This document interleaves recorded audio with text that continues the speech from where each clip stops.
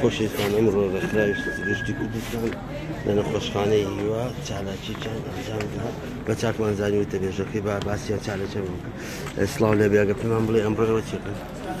ئەمڕۆ ئێمە وەکو ڕێکخراوی سروشتی کوردستان لە چوارچێوەی پلانی ساڵانەی ڕێکخراو لە نوێنەتی سلەیمانی بە هاوکاری هەردوو شەتڵکەی شاتوو لەگەڵ شەتڵکەی نێرگەز هەڵستاین بە ئەنجامدانی هەڵمەتی دابەشکردنی گوڵ بەسەر نەخۆشییانێکی توشبوونی شێرپەنجە.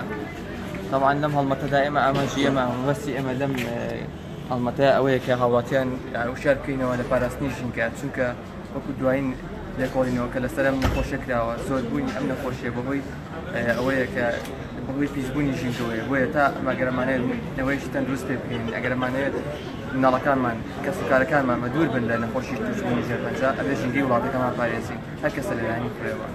زۆر سپاس. ئەگەر نای خۆ بڵێ ڕۆژیار لوقمان وتەبێژی ڕێکخراوی سروشتی کوردستان. زۆر سپاس.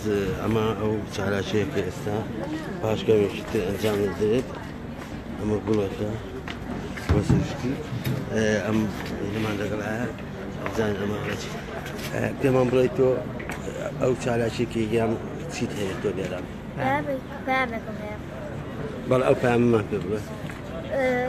هاوڵاتیانی ئازیز ئەگەر ئەتانێ من نەبرم دڵی دایکم نەسووتێ فرێسکی باوکم نەبینن تکایە ژنکە بۆی تووشی نەخۆشی ژێرپەنجەن تکایە ژنکە بپارێزن دوای چاکبوونەوەی بۆ مناڵانەی کە تووشی نەخۆشی ژێرپەنجە. زۆر سپاسدانەکەم. زۆر سپاس. ئەمە تحلیلی ئەو خۆشی سەر بوو کە لە ئێستادا ئەمە بەشێک لەو چالاکیانەی لەلایەن ڕێکخراوی سروشتی کوردستانەوە ئەنجام دەدرێت.